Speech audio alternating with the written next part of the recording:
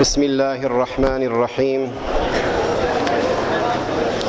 الحمد لله الذي جعل الليل والنهار خلفة لمن أراد أن يذكر أو أراد شكورا ووفق من شاء من عباده لعمارتها بالطاعات المتنوعة ليزدادوا إيمانا مع إيمانهم وخذل من أعرض عن ذكره واتبع هواه وأولئك مأواهم جهنم وساءت مصيرا وأشهد أن لا إله إلا الله وحده لا شريك له له الملك وله الحمد وكان الله على كل شيء قديرا وأشهد أن محمدا عبده ورسوله أرسله بين يدي الساعة بشيرا ونذيرا وداعيا إلى الله بإذنه وسراجا منيرا صلى الله عليه وعلى آله وأصحابه وأتباعهم وسلم تسليما كثيرا. Aziz muhterem Müslüman doğullar, Allah Tebarek ve Teala hemmemizin eden ibadetlerimizi öz dergahına kabul etsin. Kur'an-ı Şerif'te Huday Teala bir mukaddeme aydeyn inne fi zalika la zikra limen kana lehu kalbun ev alqas sem'a ve huve şehid. Yani Kur'an'da insanlar için pendo nasihat var. Avvalan bir adam için ki kalbi var olsa diye. Yani kalbi müsta'id amade olsa Allah'ın zikrini, vaazı, nasihatı eşitip de peydalanmaklıkka ev alqas-seme ve huve şehid ya yüreği şahit bolup yürek kulağı bilen kulak atan adama diye. İnşallah kavvedip de ihlas bilen kulak atınız. İnşallah nefi alarsınız Allah'ın kelamı bilen mümin adamga eser koyar. Yürek kulağını kavvedip de verip de inşallah nefi alacak bol Müslüman doğullar. Dışarıdaki duran Müslüman doğullarımızdan geldiler, sahi ettiler, intizamatlarım, onlar da cahil atıldı, oturttular bir yerde. Kavvedip cahil atıldılar, kulağda kulak attılar inşallah, nef alacak bolsunlar. Eyyuhan nas, fakat kuntum tertakibuna meci'e şehre Ramazan ve kad ca'akum. Ey adamlar, Ramazan-ı Şerif gelir deyip hemmeniz muntazır boluyadınız. Elhamdülillah Ramazan ayı geldi, üstümüzden de geçti. Şunun yani her gelecek Müslüman doğur, gelecek deyip duran zatlar gelip de üstümüzden geçiyendir. Her ayında şöyle. Geçmeli de üstümüzden geçirmeli. Hatta ölüm de şöyle Müslüman doğurlar. Ramazan'da neyme amel eden Müslüman doğurlar, amallar geçti gitti. Hayır edenen muvaffak, kusur edenen muvaffak, hayır amel eden muvaffak Müslüman doğurlar şükretmeli Allah Teala'dan, sevabını ihtisap etmeli. Eğer kutahi edenen muvaffak istiğfar etmeli. Olur diyeni ölümden önce Hudayın yanına makbuldur diye. Olur diyeni ölümden önce makbuldur. Amal zamanı geçenek Müslüman doğurlar. Ramazan geçti ama amalın zamanı geçenek. Amalın zamanı ölüme çelit var. Eğer Ramazan'ın vakti geçen olsa Müslüman doğullar, Aradan'ın vakti geçenek. Şuun ağzımızı açtık, ertiden anır 6 gün ara tutmaklık Peygamber sallallahu aleyhi ve sellem'in koyun sünnetidir. Men sâme Ramazana ve etba'ahu 6 min Şevval fekeennemâ sâmed dehre deyiptir Peygamber sallallahu aleyhi ve sellem. Her kim Ramazan ayı ara tutsa ve onun izinden Şevval ayın 6 gün ara tutsa güya yılın hembesini ara tutan yaldır deyiptir. Ondan sonra her ayda 3 gün ara tutmaklık muhaptır, sünnettir. Peygamber sallallahu aleyhi ve sellem Hazreti Ebu Hureyre rivayet et ya. Resulullah sallallahu aleyhi ve sellem ayet ya her ayda 3 gün ara tutunuz diye. Tercihen ayın 13'i, 14'i, 15'i ak güller ayyamul biz diye. Ve Peygamber sallallahu aleyhi ve sellem yine mübarek hadisinde ayet ya. Tu'radu a'malul ibadi alallahi kullel ithnaini vel hamis fe ahabbu en tu'rada a'mali alallahi ve ene saimun.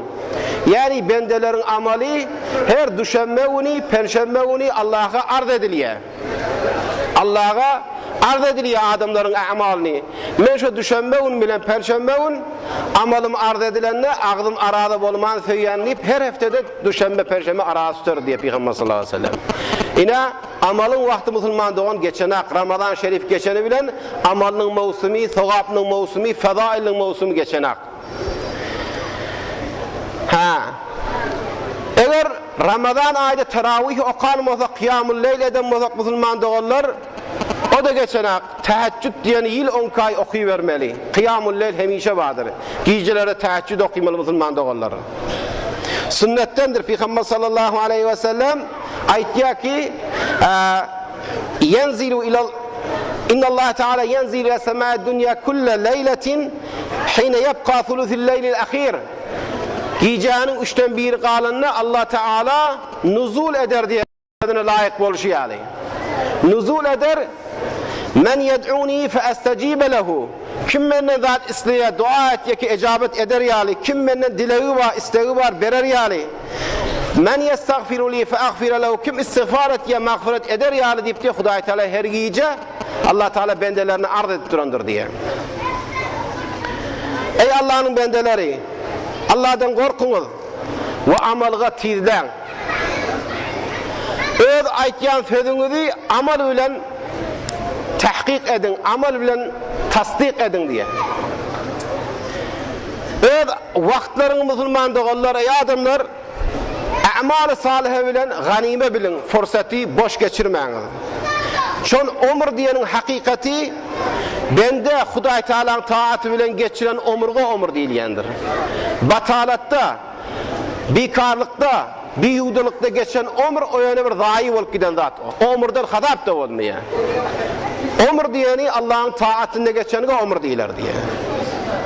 Ondan başkası hasarat bolup, ziyan bolup sen ömründe zayi olup giden bir huttattır diye. Ey Müslümanlar, Allah Teala size hayrın yollarını katı ansat ediptir. Hayrın kapılarını açıptır. Ve hayrın kapısından girmekli için sizi çağırıptır.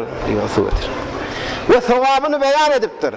Yine 5 vakit namaz Müslüman doğullar, İslam'ın erkanı tevhidden sonra.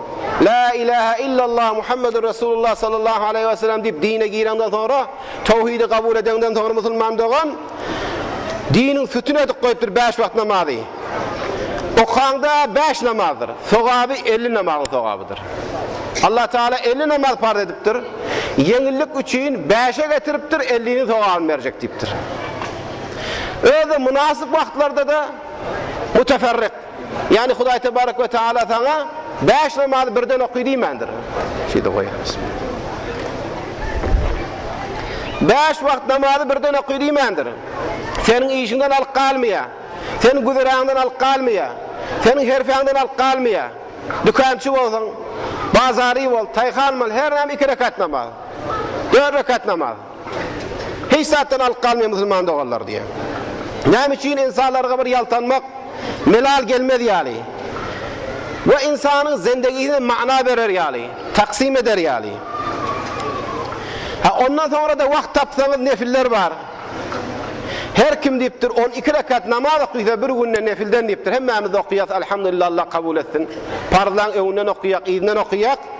Benallahu lehu beyten fil cennet, cennette bir öy şoma becerir diye Hudayi Tebarek ve Teala. Allah'ın vaadesidir, hak vaadidir. Hayrın yollarını ansaydık koyuptur Müslüman doğular. Biz Allah'a karşı bir müteveccih ve kafi. Yine namazdan sonra zikir buyuruptur bir de.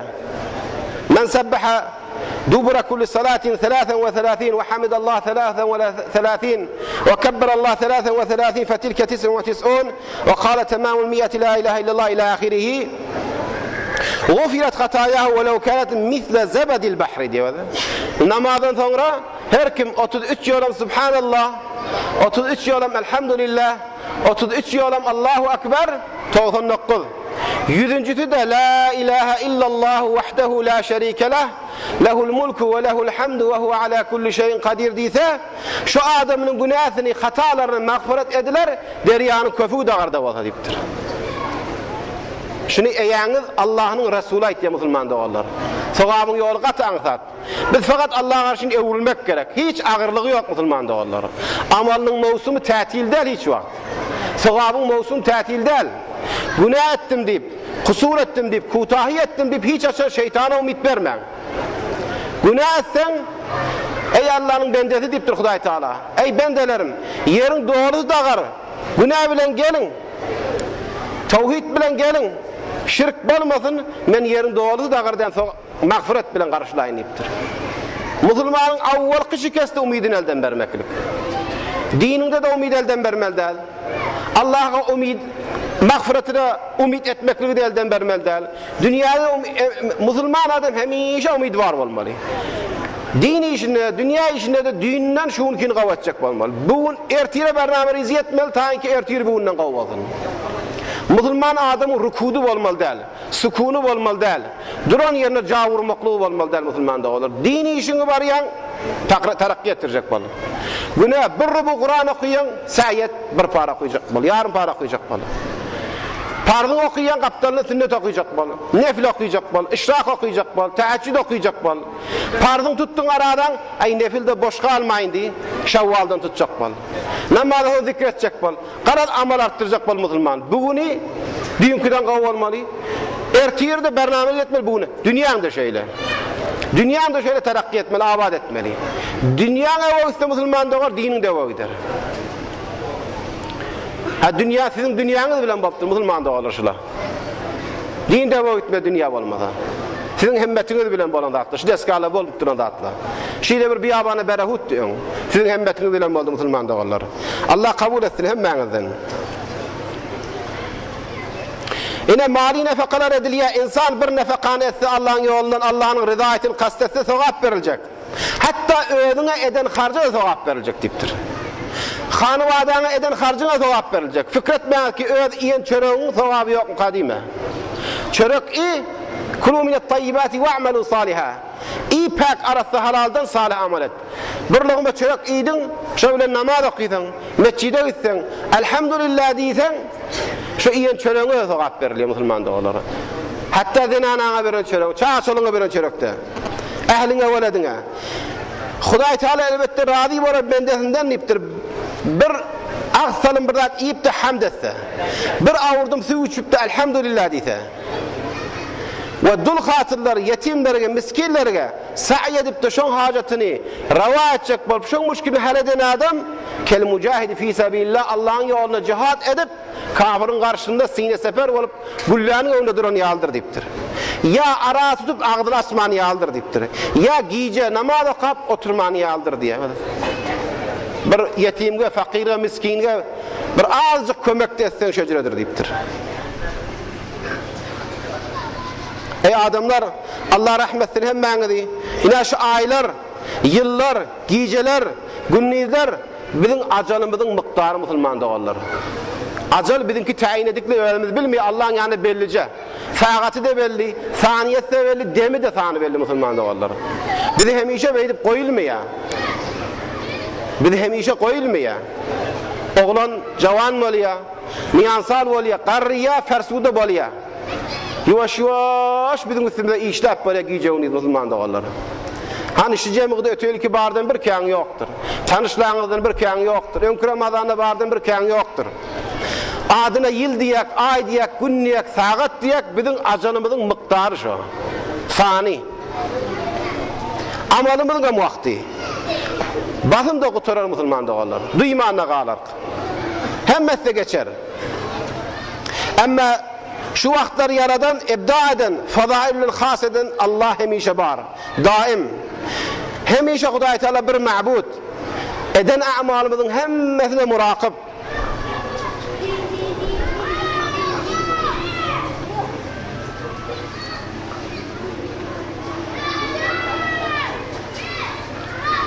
Hadise geliptir Kays ibn Asım radıyallahu anhu'dan aytti. Men ayttim ya Resulallah. Bir sahaba Kays ibn Asım diye. Men ayttim ya Resulallah izna mev'ideten nentefi'u bih. Ya Resulullah bir vaqdi ayt peydalanayın diye. Aytti ya Kays inne ma'al izzi zullen. Aytti ey Kays diye. İzzet bilen zilleten badır diye. İnsan hemişe izzet bilen geçmez diye. Kavat petelmelle bolar diye. Ve inne ma'al hayati mevten. Dirlik bilen ölümen badır diye. Adam hemişe dir de koyulmaz diye. Ve inne ma'ad dünya ahire. Hemişe dünyada koyulmaz, ahirette badır diye. Ve inne li kulli şeyin hasiben, her zatın muhasıbı vardır diye. Hesapsız zat yoktur diye. Her zat hesap etken muhasip vardır, hesapsız zat yoktur. Ve her edilen işe, her amalga, her sözge muragip vardır. Ferişteler yazıp durandır. Allah hazır, nadırdır. Yaxşı etsen soğağı vardır. ve eden telekanın da akıbatı vardır. Teleke etsen de telekelik bilen boş geçmersin deydi. Dünyada da ahirette. Her acalın hem öz bir müddeti vardır. Ya yadgıdı vardır. Ey Kays deydi, hükmen şidatla başına gelir deydi. Ey Kays deydi, hükmen sen caylananda kaptanında burada caylanmalı olur. Hiç kim yeke caylanıyor nedir kabırda deydi. Her kim caylanmalı olsa kabırda, hiç kim yeke caylanıyor nedir kaptanında bir yoldaşın bolmalı olur deydi. Şu yoldaş caylanyan sen ölen vaktin o diridir deydi. Yani de eklenin bilen caylanyanın kabırda, sen ölersin o yoldaşın diridir deydi. Eğer şu yoldaşın yaxşı olsa sen silanırsın deydi. Kaptanında kabrına giyilen yoldaşın yaxşı olsa silanırsın. Eğer kaptanına giyilen yoldaşın pes olsa da horlanırsın kabrda deydi. O da şu yoldaşın kıyamet gün turdularına yine sen ben yoldaş olup turar deydi. Kıyamet günde kaptanında şu yoldaş bolarsan deydi. Kıyamet gün sorulmalı olanla senden sorulmalı kaptandaki yoldaştan sorulur deydi. Gayret et, kaptanın da kabrına girecek yoldaşın kav yoldaş olsun deydi. Eğer kav yoldaş giyirse, ons edersin o bilen rahat bulursun. Teleke de olsa dem hey var vahşetli akbarar kabrın deydi. Ve huve ameluke şu yoldaşın amalındır deydi Peygamber sallallahu aleyhi ve sellem. Müslüman doğalları. Biz dünyada yaşap dur, mal, mülk, çağa, çoluk, dost, yar. Birden yüreğimiz kısılsa, gel diyek, otur şey diyek, ya evimiz gidecek. Ya güymeniyek. Kabırda Müslüman doğan yoldaş yok. Birce yoldaşın ma sen ölüyet yıkan o dir kaptanında. Hükmane bir yoldaş kaptanına giyirmeli. Eğer kav yoldaş alıp gitsen fiir alacak şunun içinde. Pet alıp gitsen horlanacak. Kıyamette turanda senin ev oturacak o yoldaşın. Kaptanında var Allah soranına yevme naktimu ala afvahim ve tukallimuna eydihim ve teşhedü arjuluhum. Onun ağzına mohr vuracak. El ayak kepilecek, amalın kepilecek.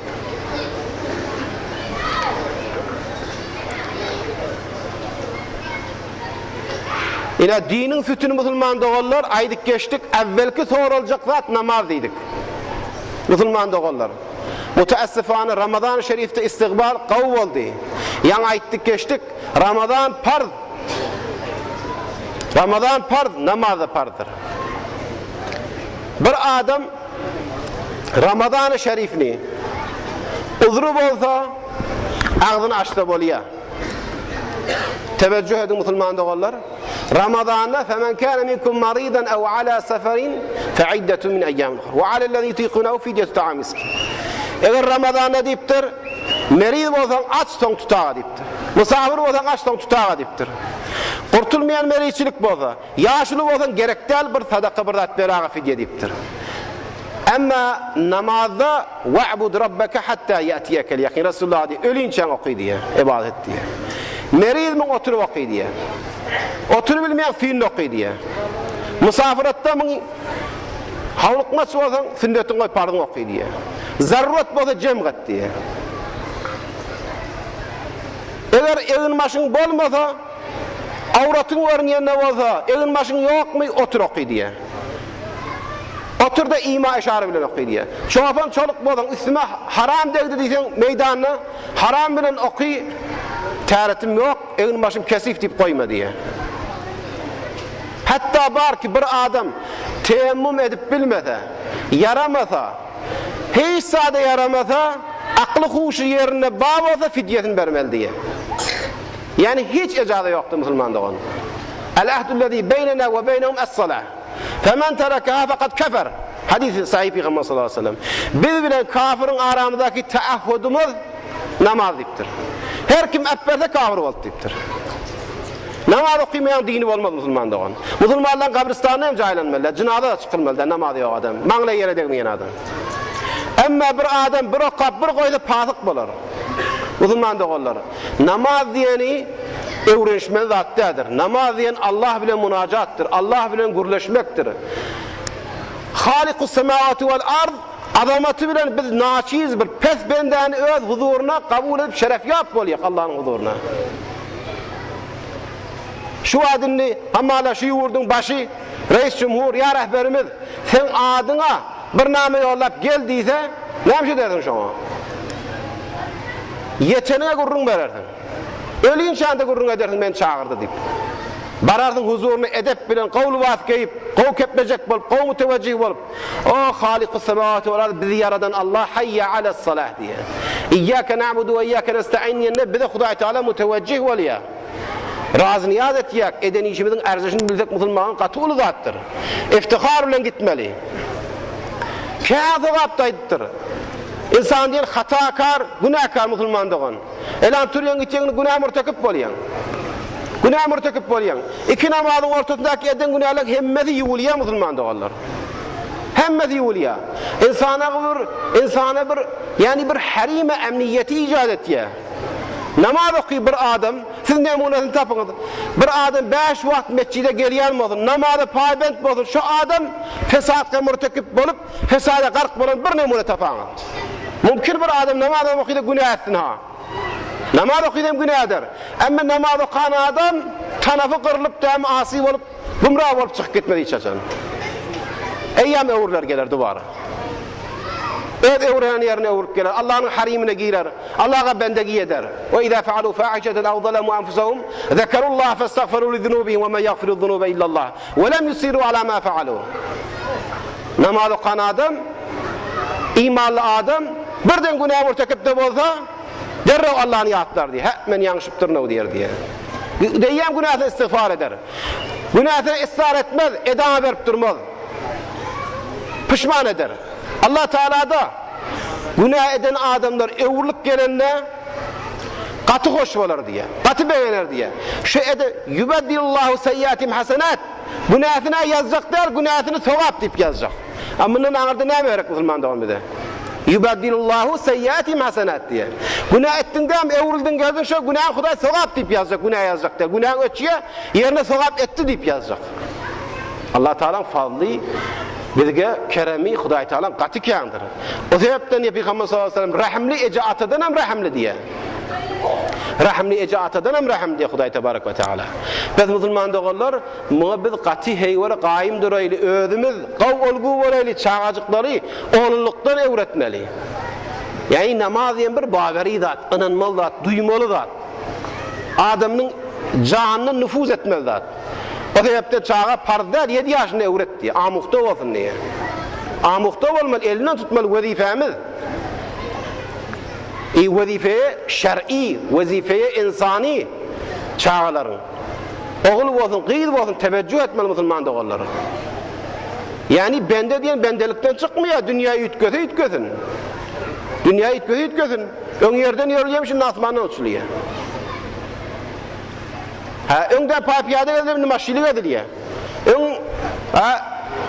Kümeğin içinde, nicden içinde yaşalıyım şu indi qav maşini miliniye qavca diye yaşal. İnsan Hudaý Teala beripdir, peydalanmalı. Ama bendelik vazifesi tağyir etmez musulman dogalary. Halk namazı bırak kim ehemmiyet bolýar diýip döwerek ehemmiyet bolmaly däl. Her cami özünün emniyetini, dini emniyetini, asayişini, rahatini özü temin etmeli. Öz maslahatyny özü bilmeli. Men öz hanawadan bilmeli. Hemme gamym şo bolmaly. Döweregim bilmeli. Mescide paýbent bolmaly. Kabra aýtdyk ki biz. Hiç kim yoldaşı bilen girmeye, başka yoldaşı bilen, malı bilen girmeye, öz amal yoldaşı bilen girmeli. Hemmemizden gitmeli musulman doğan bir gün. Yine bir ben berjek tezekkür musulman doğanlar teveccüh etmeli adımız ve qada rabbuka alla ta'budu illa iyyahu ve bil valideyni ihsana. Allah tebarek ve teala hükmetti diye bizge. Qada etti, hükmetti, bizim eyyamız bize hükmetti. Alla ta'budu illa iyyah. Avvalin hakika Allah'ın canibine bir de bendek müteveccih veliye Allah'a bendegi etmeli. İbadet etmeli. Allah'dan gayrı ibadet etme. Şu farz değildi, vacip değil, sünnet değil, sokak değil, bir Allah. Kalp bir Allah'a müteveccih. Bir Allah'a yıkıl. Bir Allah'dan isle. Bir Allah senin eyan olsun. Bendegin bir Allah'a et. İbadet değil yandadı. Allah'dan gayrı sarf etme. İkinci hak ve bil valideyni ihsana. Bu da bizim camiamız için müteessifana kemrenklek bolup barya. Hürmet çekeni edilip barya. İndiki nesil, önkü neslin hukuklarını yahuttan çıkarıp barya musulman doğalları. Yani dünyanın halatları şişirrek bolup gidiptir. ve bil valideyni ihsana ve de evvelin hak aytta ve de bir de namazın Allah'ın hakkını ayttı. Allah'dan gayrı ibadet etmeydi. Ama ve bil valideyni ihsana eceta ihsan et dedi. فإما يبلغن عندك الكبر أحدهما أو كلاهما فلا تقل لهما أف ولا تنهرهما. Eğer senin yanında bulup ecen ya atan ya ikisi yaşlılık hattını yetip çon yaşlı bolanna yüreği yuqaval ya ön veterenni vetermiye qinanmal da qinanaya sen nazarına işgal yok diye da işgalli muqadiya ya raftarın heyvara sencid etmeli teveccüh etmeli. فَلَا تَقُلْ لَهُمَا اُفٍّ وَذَا İnki berkizin aytacak Huday Teala. Of diyeme diye. Yani bir in küçük fedike şonun yüreğini avuçacak qiyindir şonun aytma diye. Dik gözleme diye. Qanırılıp bakma, tüngörülme.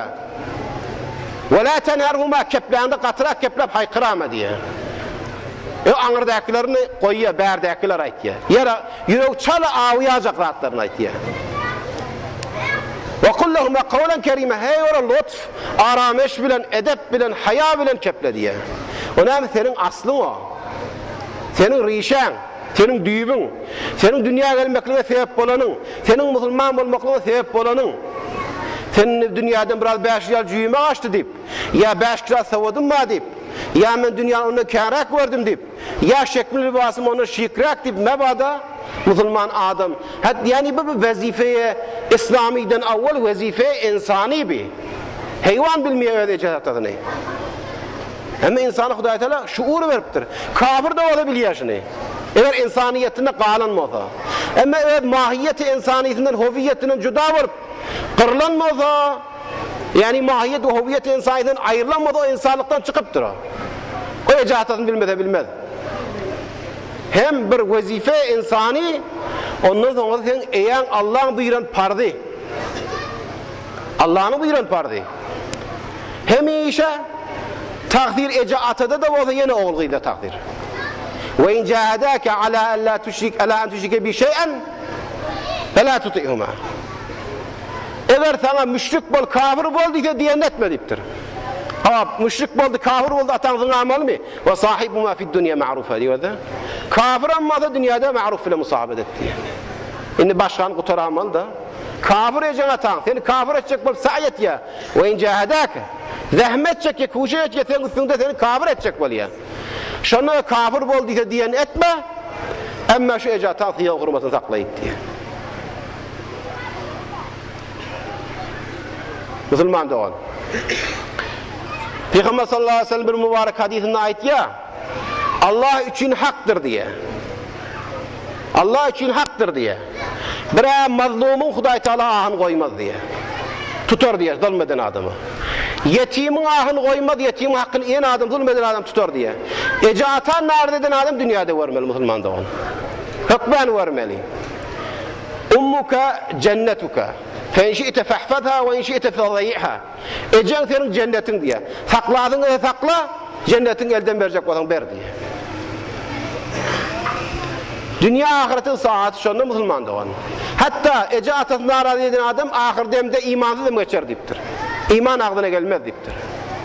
Eğer Müslüman da onu kutahi eden olsak, ayet günü, sen barpır emmecan isen, dedecan isen, yüreği deri ayağına kol gidecek. Ne de var kıynanan ama da hemen affedecek. Meğer ece atanı sizden başka ne mi sermayesi Müslüman da onu? Ece atan oğluyla başka sermayesi yok ki. Dünyada size kovanıyor, ahirette size kovanacak. Hazreti Umar'ın yanına bir adam geldi, ya emir el müminin neydi? Emmetin arkasını alıptır, hac edip demet Beytullah'ın taşında aylap duran olmalı. O terp yok ki arkasında da emmeti olmalı, ya emir el müminin Ece'nin hakkını yerine getirdin mi kadit diye. Onda deyit diye, yok deyit diye. Sen hiç açan emmen atan hakkını yerine getirilmerin deyit diye. Yani razı etsen bolor deyit diye. Emmen deyit diye sen arkasında öterip duran vaktinde beğenip hoş olup öter ya diye. Hava gövresinde öterdi, kucağına öterdi emmen atan. Bu ulolsun, men buna adamı, bu kalkınsın, erti kur men buna kuvanayın deyip öterdi. Bu hatsan öler kadip sen bidarlap öterpiyon deyit diye. Sen ötersin bulan öterişken park eder deyit diye. O yetip yermerdin her iş ettiğin deyit diye. Yani deyit diye, karat hıtmat ediver deyit diye. Sen öterende Haçan bu öler kadiner kadip öteriyen dedi. O öterende sen beğenip yöriyenin verecek, ulalanın verecek, öylenenin verecek, öylü olanın verecek. Sana kuvancak, bıydancak, kalkınanın verecek senin. Hiç haçan yetip olmaz diye. Ecata ödü şem bolup yanıya Müslümanlığa ne için? Bizim zindagimizde ışık verecek boluyor. Başka hiç saati yok ki. Kim bu ödü iyi mi ya? Oğlanlarına kıyılarına iyidir ya. O Tehran yanak yerde işleyiversen. Bir de tayhançılık et ya, dükkançılık et ya, şoförlük et ya. Ödü yanıya oğlanları asaçta yaşasın. Okut ya. Talib-ül ilm et ya. Medresede okut ya. Ha bu da 2 günden sonra duaların murtu çıkandan sonra bokurda ötüngörenden sonra sesi yoğunandan sonra bir rak bakıp keplese bu bir dinden edel, insaniyetten edel, Müslüman doğan. Atan bir tevat mi? Ayıbı yok, atan senin. Şuna hürmet koymadan öğrenine koymadın hürmet. Okan namadın bir derek. Pes bu zatları Müslüman doğru her nadar aytsak da kan ayttık valideyn hukukundan. Ben öğrendim, yaşım lokan bolmasa da gördüm bir adam bana ayttı bir ulamalardan biri palani atasını vurdu dedi. Şunu dedi. Anlattı var, şon oğlu şonu vurar dedi. Şu aydan kefinden 2 gün geçmedi. Hemmesi dünyadan öttü. Ben aydan adamım dünyadan öttü. Allah rahmet etsin. Takva adamdı. Şu adam bana şu kep diyenden sonra 2 gün geçti. Şu vurdu diyen adamın oğlu gelip şunu vurdu. 2 gün geçenden sonra. Vurdu. Şu vuran adam da 2 gün geçmedi. Tesadüf etti. Sonra da hem sıvadın üstüne doğrudan kırdalap etini aldılar şunu. Ben şunu 4-5 gün için tecrübe edip öğrendim vardım şunu Müslüman'da. Hiç açan ecanki, atanki, hayır duasını atanıdan dünyada varatın ahirette, bet duasını atan dünyada ahirette varmeli. O zaman bu da teveccüh. Allah'ın hakkını eda adınız namazda beter gayim olun Müslüman'da olanlar, şer'i işlere beter gayim olun, öyle işinizde gelin halal kesminizde. Gav iyin, gav geyin, gav minin, arasında gelin, gav yoldaş tapın, gav yoldaş filan bolun, tapmadan adam öyünüzden, çağatçılıkta zenadın gav yoldaş yok. Ata, behterin yoldaş. Sevse de, kayinse de, seni yaman vurup sevyenler kayinine gav ol diye etkenler. Bir vakit atan yanlışsa düşündürürsen düşündür, düşündürmeden kıynanma. Hiç at değil mi? Hazreti İbrahim'in atası kafirdi. Atasını doğru hidayet edecek oldu. Atası vuruştu. Hiç sattığım da ey ata dedi, sana istiğfar eder neydi? Allah'ın selamı oldu sana dedi. Hiç sattığım bir ihtiram etmedi. Diledi sonraya. Hazreti Nuh'un oğlu kafir olup dünyadan eşti. 40 bolan sonra yine Allah'tan diledi. Ahir Allah kainini, Allah'ın düşmanı ona hayır dua etmeni dedi. Hatta kafir oğlu yedi atan rahmi şefakati var. O da yaptı Müslüman doğullar. Ha vaktinizden kain almayın. Karat gayrat edeyli. Öz zindagimiz, boluşumuz hemme de adı dini edecek bolaydı. Yani bizim kaygıyımızı özümüzden başa edecek bolmaz Müslüman doğan. Öz maslahatımızı özümüz özlemeldir. Devlet desen maslahatın özlerini bilen, ha devlet harcat ya. Devlet eğer şu adamların hemmesini doğrultacak bolsa, şu adamların öz saniyanı kaptanı nigahvan uymalı başarı mı yakıyor? Ha bir de mazak diyecek. Bir de muraqibdir, Allah muraqib. Eğer Allah'ın hadır nadir görüp eşitip dururlarını ihsas etse, derk etsek, hem işe yanımızda rakip bağdığını bilsek öğrenimde ıslah olur. Hanı adamın ıslah olur. Bizim uyuşmağımız içinde ıslah olur. Toyumuz ıslah olur. Zendegimiz ıslah olur.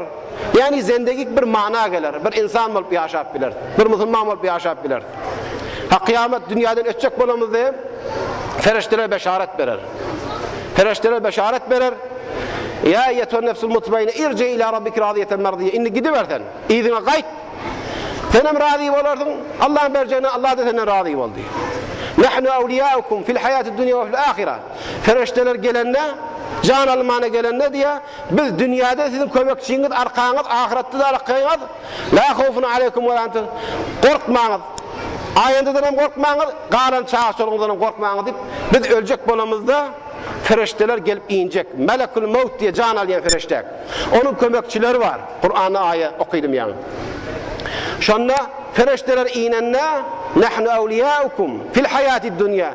Dünyanın hayatında zindagide bizim kömekçiniz, kaptanınızda bağdık. Qava karşı siz ipber yedik, teşvik et yedik, ilham et yedik.